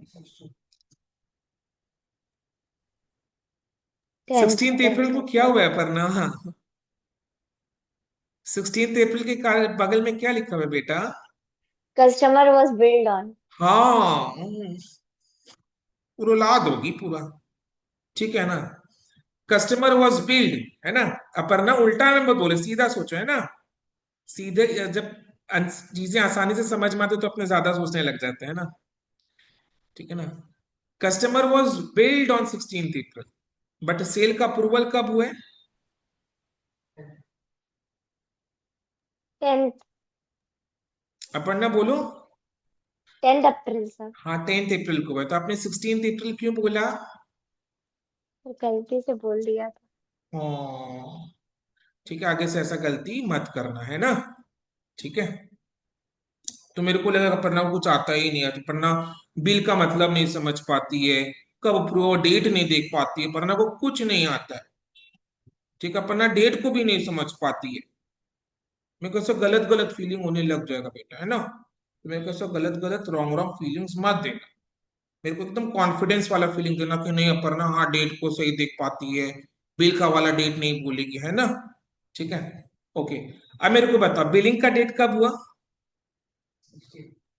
Build on 10th 10 अप्रैल। अप्रैल। 10 अप्रैल ना बिल्ड ऑन? तो कौन सा yes sir. Date? The customer was billed on 16 April, है ना? The customer was billed on 16 April. तो कस्टमर जब बिल हुआ 16 अप्रैल को, इसका मतलब वो कस्टमर का इनवॉइस बना 16 अप्रैल को। तो हमारा जो अकाउंटेंट है, वो सेल का एंट्री पास किया कब होगा? 16 अप्रैल को, बिकॉज बिल कब बना? 16 अप्रैल को। इनवॉइस कब जनरेट हुआ? 16 अप्रैल को। तो मेरा जो अकाउंटेंट है वो सेल का एंट्री पास किया होगा 16 अप्रैल को, जबकि जबकि सेल का अप्रूवल आ चुका था 10 अप्रैल। तो ये जो सेल का एंट्री है, ये पास कौन से डेट में होना चाहिए था? 10 अप्रैल, बिकॉज अप्रूवल 10 अप्रैल को आ चुका था। तो 10 अप्रैल को सेल का एंट्री पास होना चाहिए। अब क्योंकि customer was billed on 16 April, तो ये 16 अप्रैल में जाकर रिकॉर्ड हुआ। बट रिकॉर्ड कब होना चाहिए था? जब कस्टमर ने अप्रूवल दिया। कब दिया? On 10 April. क्लियर? यानी 10 अप्रैल में ये सेल का इफेक्ट अपने को देना है। 10 अप्रैल को ये सेल का इफेक्ट अपने को देना है। आई बात समझ में? तो सर मैं पूछ लूं? हाँ, पूछो पूछो पूछो पूछो। ओह। सर मैं पूछी थी, तो मतलब हम लोग जो 16th अप्रैल को एंट्री किया, हमें उसको 10th अप्रैल को एंट्री करना है? मतलब जो सेल का एंट्री हम लोग 16th को, जो अकाउंटेंट 16th को किया था, उसको हम हाँ, लोग तो को 10th टेंथ को शिफ्ट अप्रैल करना को है? सेल का इफेक्ट अपने को देना है। ओके। क्लियर है? यानी 10 अप्रैल को सेल का इफेक्ट देना है। सेल का अमाउंट कितना है? 6000। सो 6000 का सेल्स का अमाउंट अपने क्या करेंगे बोलो? सेल्स के साथ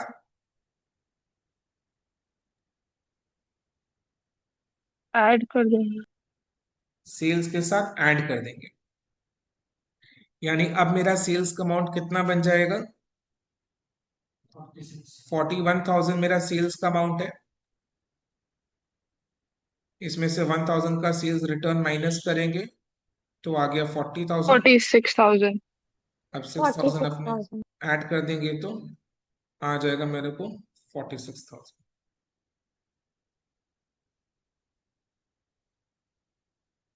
clear? Sir can I ask you one more question? Hmm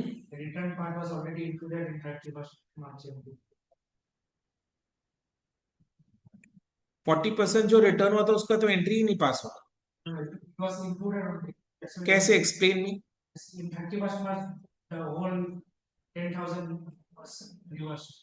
So what else did I said? मैंने क्या बोला इसके अलावा? मैंने क्या बोला? When? Why?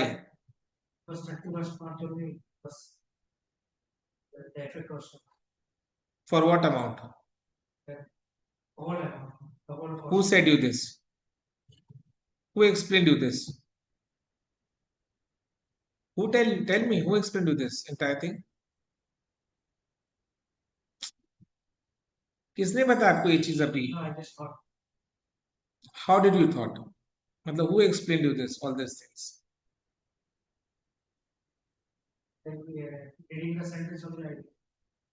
हम्म, ठीक है, चलो करेक्ट है।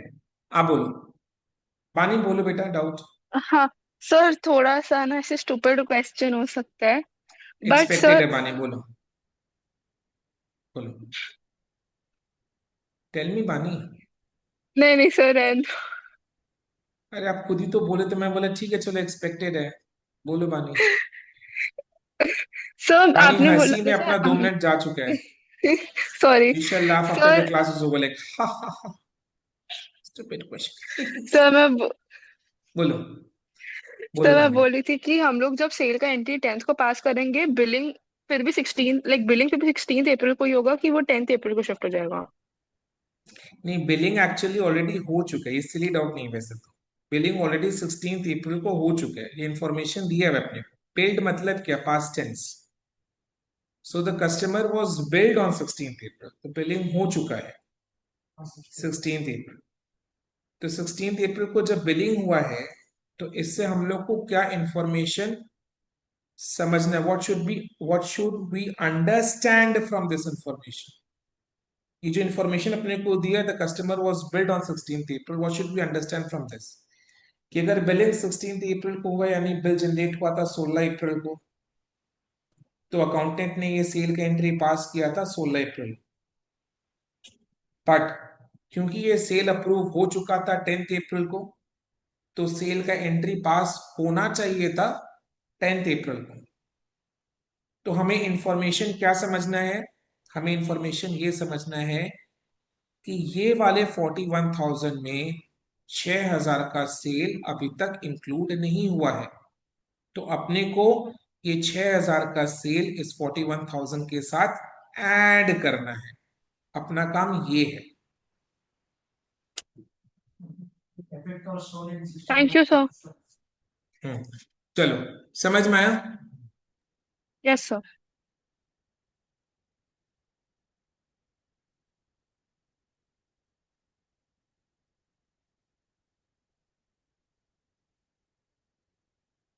तो सेल मेरा 46,000 है।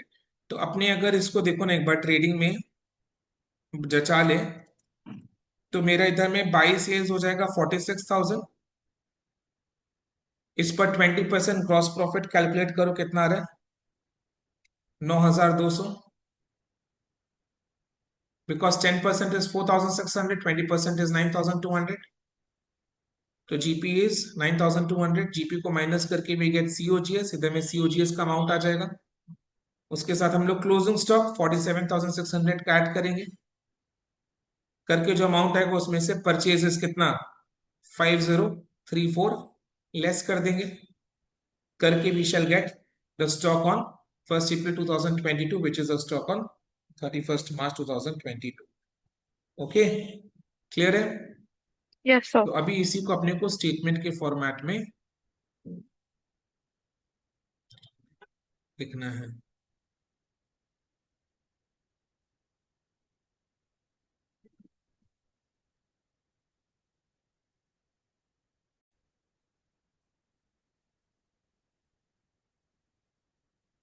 Ask more conceptual doubts. This will make you grow.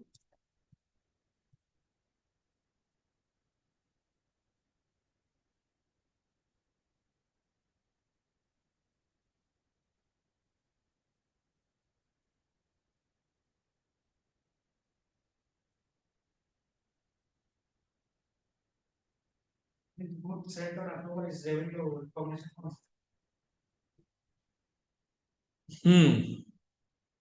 Correct. What does that concept says? So in the both sets sent at that time only you should recognize the. No, गलत। बहुत परेशान कर रहा है आपको ये chapter, you're anti this chapter.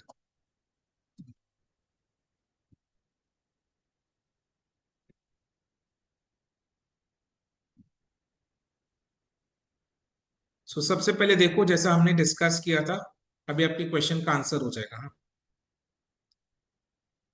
ठीक है, ऐसे चलेंगे। Closing stock add COGS less purchases, type 3 के क्वेश्चन को सॉल्व करने का ये मेरा अप्रोच है। ठीक है, तो आ जाओ, लिखो।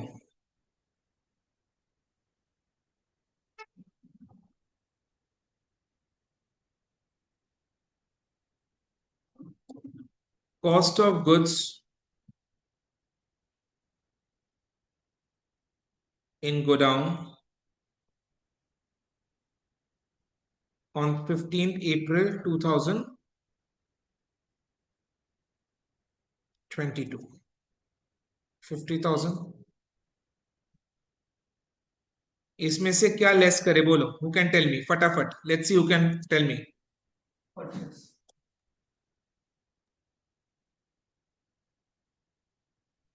देखो आप क्या कर रहे हो, बताओ। व्हाट शुड आई, क्या लेस करूं मैं, बताओ,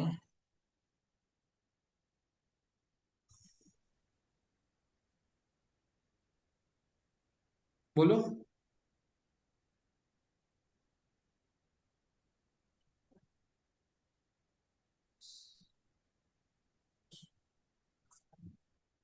देखो मेन चीज रह गया ना,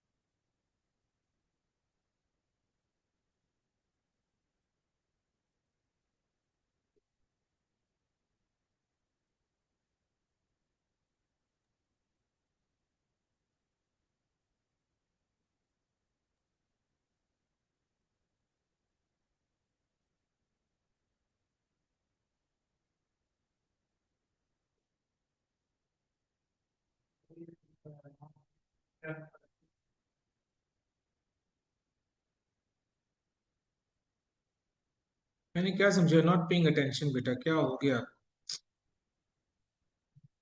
मैंने देखो ना, जब मैं एरो बनाया ना, माइंड को क्लियर करके पढ़ो, पे अटेंशन। इस तरीके से नहीं होगा क्लास, पढ़ाई। मैंने ऐसे समझाया ना, closing stock at COGS less purchases, then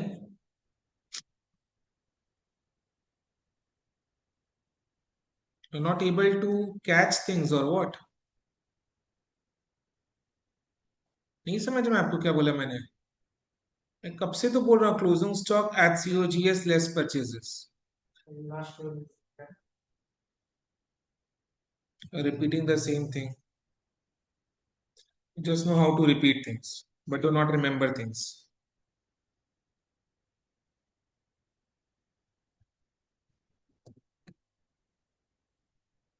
You're not writing actually.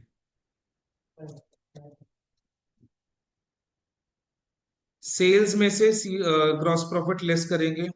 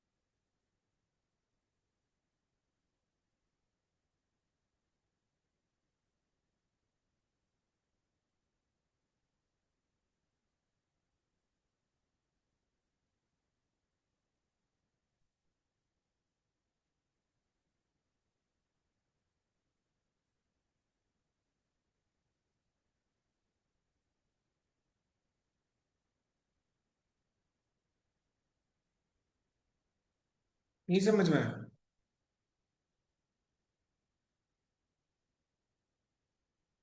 What are you thinking? Have you written? 30. Show me. So what have you understood? What are you thinking? Tell me that. How to do it. Calculated. What? Final.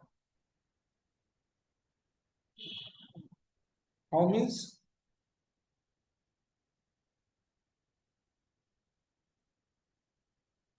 पूरा सम को फिर से revise करवाना है। Then now you think, क्या क्या किया मैंने? That COGS is ready. Hmm? That COGS is ready. COGS is? Somebody. Hmm.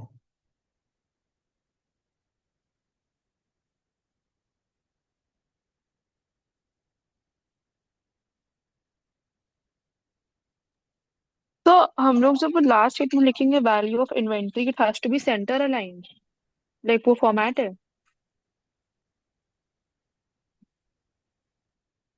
मैं समझा नहीं। सर आपने लास्ट स्टेटमेंट लिखा है ना, वैल्यू ऑफ इन्वेंट्री ऑन 31/3/22, तो आपने वो बीच में लिखा है। So I am asking you, is it a format कि हम like we have to write it in the middle? क्या लगता है बानी आपको, ऐसा फॉर्मेट होना चाहिए? मतलब मिडिल में लिखने का कोई फॉर्मेट है?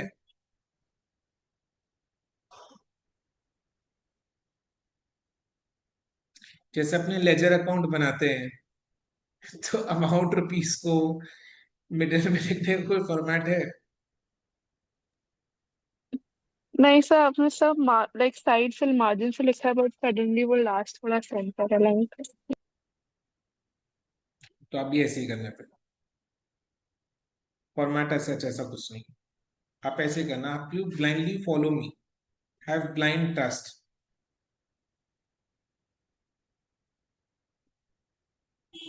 ठीक है, यस सर। आपको समझ में आई? आपने लिखा ही नहीं, you are not writing only. writing, but I was confused. Cost of goods sold. सोचो, खुद सोचो। ठीक है, अपर्णा को क्लियर है ये वाला?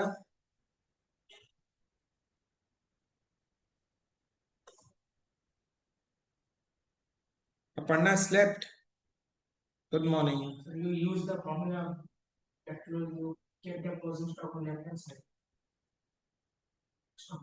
हम्म, You kept the closing stock on left hand side and everything on right hand side. See ना, check check check, see and understand, spoon feeding नहीं करो। ठीक है, चेक एंड अंडरस्टैंड कैसे करना है, अभी दिमाग को खटाना पड़ेगा, एक्सरसाइज चलेगा। ठीक है, so we stop over here, आज के लिए इतना ही। Thank you so much and bye, take care.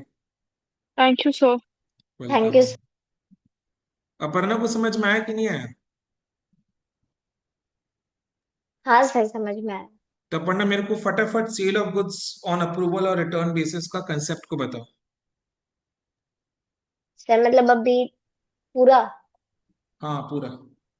Sir sale of goods on approval and return basis का मतलब है कि हम लोगों ने उनको कुछ गुड्स दिए हुए हैं जो उन्होंने अप्रूव नहीं किया है कि उन्होंने खरीदा है, बट हम लोगों ने सेल का एंट्री पास किया था जब हम लोगों ने उसे उनको दिया। बट अगर जैसे इसमें लिखा हुआ है, इस क्वेश्चन में दिया है कि जैसे सेल ऑफ उनने। गुड्स ऑन अप्रूवल और रिटर्न बेसिस करते क्यों है इन जनरल? इन जनरल करते क्यों है?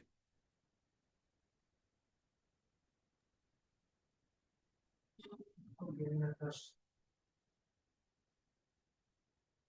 बताओ। अच्छा ठीक है, sale of goods on approval return basis का एक लाइव एग्जांपल दे दो रियल लाइफ सिचुएशन से।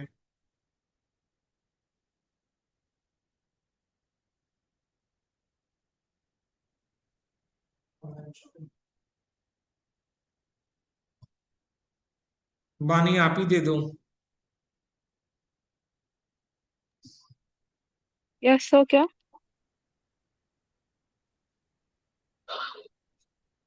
बानी explain me sale of goods on approval और रिटर्न बेसिस।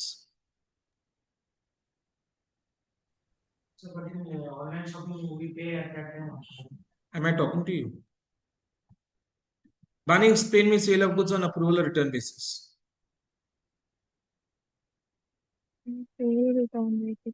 सर जैसे कि वी डिड 10,000 का sale, in the sum we did 10,000 का sale, and then it was not अच्छा, sale of accepted. Goods on approval return basis का एक live example real life situation से बता दो। सर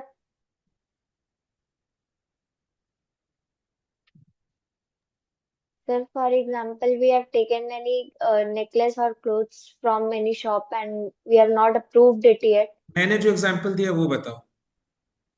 सर आपने Amazon का दिया ना कि you ordered a car and you thought that it's मतलब a specific size, but it wasn't, it was much smaller in real life, so then you can return it because you have cash on delivery option.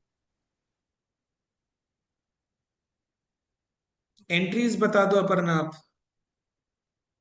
जब trader अपना goods को भेजता है to the customer on Debtor approval, account debit to sales. Correct, then suppose अगर customer का approval आ जाता है, क्या एंट्री पास होगा? सर कोई एंट्री पास नहीं होगा, ऑलरेडी पास किए। करेक्ट।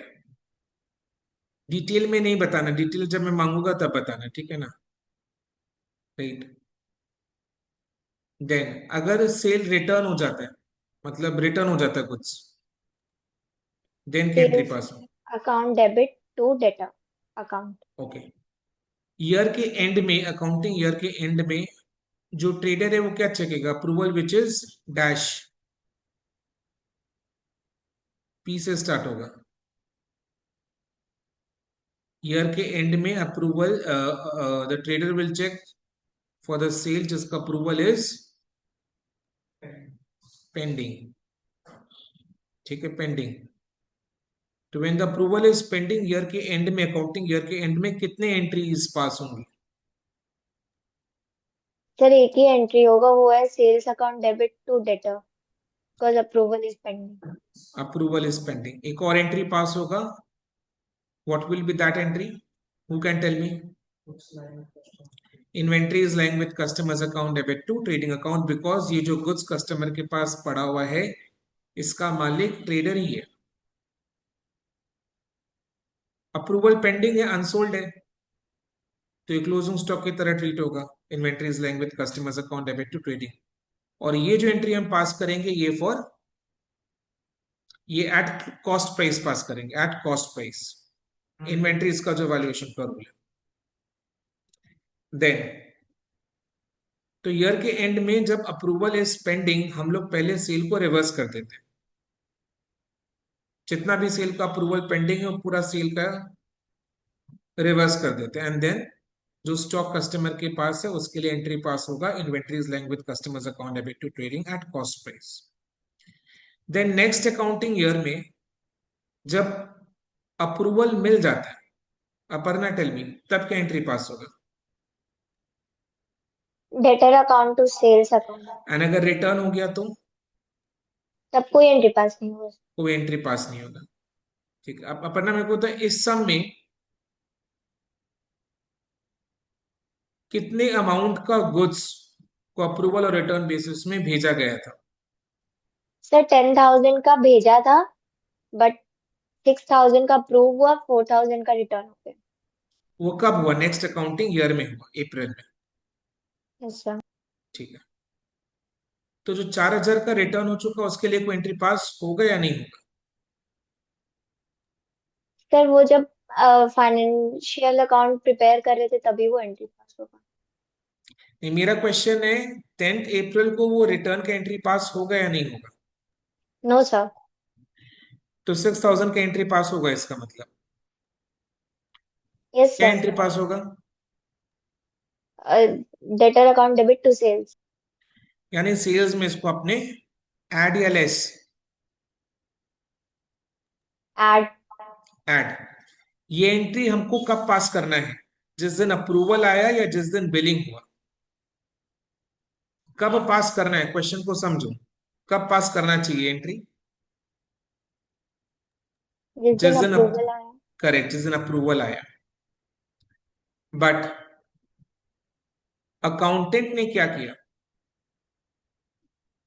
बिलिंग वाले डेट में एंट्री पास कर दे, बिकॉज बिल जब बना, इनवॉइस जनरेट हुआ, और इनवॉइस के बेसिस में उसने 16 अप्रैल को ही एंट्री पास कर दिया था। बट इसका एंट्री पास होना चाहिए जिस दिन अप्रूवल आया उस दिन, 10 अप्रैल को। तो आपने क्या समझे? यानी 10 अप्रैल वाले दिन में ये सेल का इफेक्ट 41,000 में इंक्लूडेड नहीं है, तो इसलिए हमने इंक्लूड किया, 6,000 को ऐड कर दिया। क्लियर है? Yes sir. कंसाइनमेंट का मतलब क्या होता है? हम लोग खुद का गुड्स बेच रहे हैं या किसी दूसरे का गुड्स बेच रहे हैं?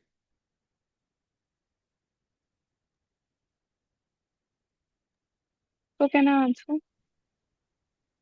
Tell me Bani. So खुद का गुड्स बेच रहे हैं? नहीं, सो कंसाइनमेंट इज किसी और का गुड्स बेच रहे हैं, सॉरी। किसी एज और। एक्सपेक्टेड बानी, परफेक्ट। ठीक है, तो किसका गुड्स बेच रहे हैं? पानी फाइनल आंसर दे दो प्लीज, सो आफ्टर किसी गिविंग और का ऑल द गुड्स बेच रॉन्ग। रहे हैं। किसी और का गुड्स बेच रहे हैं, ठीक है। ठीक है, कितना का गुड्स ये ट्रेडर के पास था कंसाइनमेंट बेसिस में? 8,000 का मिला था उसको, जिसमें से 70% वो सेल आउट कर दिया, बाकी बचा 30%। सो 8,000 का 30% जितना गुड्स उसके पास पड़ा हुआ है, lying for sale on consignment basis. तो ये जो गुड्स पड़ा हुआ है ट्रेडर के पास, ये इसका अपना गुड्स है या किसी और का गुड्स है? किसी किसी और और का का है। गुड्स है। खुद का गुड्स नहीं है। बट ये कहाँ पड़ा हुआ है? ट्रेडर के गोडाउन में उसकी पड़ा हुआ है। गोडाउन में। तो यानी ये 50,000 में इंक्लूडेड था। बट है Yes. किसी और का, तो हमने क्या किया, उसको माइनस कर दिया। क्लियर है? Yes, sir. यस आई बात सर। समझ में? और इस अच्छा मेरे को बताओ, ये टाइप 3 का क्वेश्चंस को पहचानने का क्या तरीका है, कैसे पहचानेंगे? व्हाट इज दैट इंफॉर्मेशन जिससे हम पहचान लेंगे कि टाइप 3 का क्वेश्चन है? stock is not valid at the year के एंड में क्लोजिंग स्टॉक टेकिंग नहीं हुआ, 15-10 दिन बाद हुआ, ठीक है, 15-10 दिन का अपने को परचेज सेल ये सब का इंफॉर्मेशन मिलेगा। तो ये टाइप 3 का क्वेश्चन हुआ, जिसको हम कैसे सॉल्व करेंगे? 15 दिन का ट्रेडिंग अकाउंट को सोच के, राइट, ऐसे। सो क्लोजिंग स्टॉक यानी जिस दिन स्टॉक का वैल्यूएशन हुआ 15 तारीख को, उस दिन का स्टॉक प्लस 15 दिन का सेल का सीओजीएस ऐड करेंगे, उसमें से माइनस करेंगे 15 दिन का परचेजेस, तो मिल जाएगा 15 दिन स्टार्ट होने से पहले का स्टॉक, ओपनिंग स्टॉक, जो कि पिछले साल का क्लोजिंग स्टॉक। राइट? यस और नो? Yes sir. ठीक है, तो ये फॉर्मेट है। क्लियर है? ये 47,600 क्या है? जो स्टॉक गोडाउन में है, जिसका मालिक ट्रेडर है। 47,600 ट्रेडर जिस स्टॉक का मालिक है, जितने स्टॉक का मालिक है उसका अमाउंट इज 47,600। इसके साथ हमने ऐड किया 15 दिन के सेल का सीओजीएस 36,800। कैसे निकाला? 46,000 का total sales minus GP is equal to COGS. तो 47,600 प्लस 36,800 इज इक्वल टू 84,400। उसमें से लेस के 15 दिन का परचेजेस, तो मिल गया 1 अप्रैल 2022 का ओपनिंग स्टॉक, विच इज 31 मार्च 2022 का क्लोजिंग स्टॉक। क्लियर है? अभी हम चाहकर भी टाइप 3 को नहीं भूल पाएंगे। ठीक है? Okay then, this much for today, we shall continue with this in the next class. आज के लिए इतना ही। Thank you so much and bye. Take